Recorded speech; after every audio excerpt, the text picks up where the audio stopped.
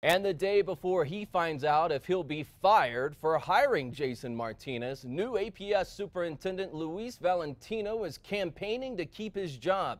In an extensive interview, News 13's Chris McKee asked Valentino how he could have let this happen in the first place. Tonight, the superintendent admitted to us today that he, quote, screwed up in hiring Jason Martinez and also keeping him on without a background check. Well, he calls it a big mistake, though. He says he wants to keep working for the district.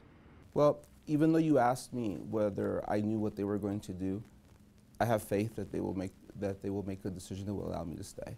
Valentino said today no red flags were ever raised with references that Jason Martinez was awaiting trial on child molestation charges from 2 years ago when he hired him. Valentino also claims that he only heard twice that Martinez, who he had known for 5 years, hadn't completed a background check. First, after Martinez arrived, and second, the day after Martinez resigned. That's when Valentino says he was notified. The superintendent says he doesn't remember the district's HR department alerting him 6 times that Martinez didn't complete his background check. We also asked Valentino today if the school board votes to fire him, will he insist on a buyout? To be honest with you, being candid, I haven't thought about that because I continue to plan as though I'm going to be here next week. Valentino says he also wants to hear from parents face to face, also staff members who are mad at him. For me, the goal is to regain that trust, to pivot back and begin to refocus that. Now, so far, only one school board member has called for Valentino to be fired, that being board member Stephen Michael Quesada. 2 other board members told News 13 as well that they don't want to rush to judgment. In Albuquerque, Chris McKee, KRQE News 13.